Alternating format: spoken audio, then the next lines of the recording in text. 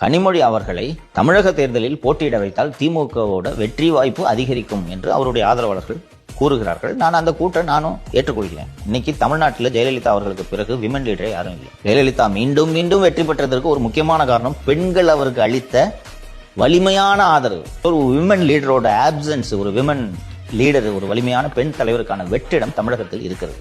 அந்த வெற்றிடத்தை திருமதி கனிமொழி அவர்களால் நிச்சயமாக நிரப்ப முடியும். சோ மாநில அரசியலுக்கு அவர் வருவதற்கான சாத்தியமே இல்லை என்றெல்லாம் சொல்ல முடியாது. சோ 26 நெருக்கத்தில் திருமதி கனிமொழி அவர்களே ஏதாவது ஒரு தொகுதியை, தூத்துக்குடியிலேயே ஒரு சட்டப்பேரவை தொகுதியை தேர்ந்தெடுத்து போட்டியிடுவதற்கு முடிவெடுத்தாலும் வியப்பதற்கு ஒன்றுமில்லை. இந்த குடும்பத்தை அனுமதிக்குமான்றதுதான் நம்ம பொறுத்திருந்து பார்க்கணும். ஒரு பாரபட்சம் இல்லாமல் வெளியிலிருந்து பார்த்தீர்கள் என்றால் கனிமொழி தமிழக அரசியலில் இறங்குவது திமுக என்ற கட்சிக்கு நல்லது. பெண்கள் வாக்குகளை வாங்குறது, கட்சியினர் அனைவரையும் அரவணைத்து செல்வது என்று அடிப்படையில் பார்க்க போனீங்கன்னா திமுக என்ற கட்சிக்கு அது நல்லது. அவங்க ஆதரவாளர்கள்லாம் வர வேண்டும் என்று விருப்பம் தெரிவிக்கிறார்கள். நாங்கள் 26 தேர்தல் நெருக்கத்தில் அக்காவை நீங்க இங்க போட்டியிடணும்னு சொல்லிட்டு நாங்கள் வலியுறுத்துவோம் என்றும் அவருக்கு ஆதரவாளர்கள் தெரிவிக்கிறோம்.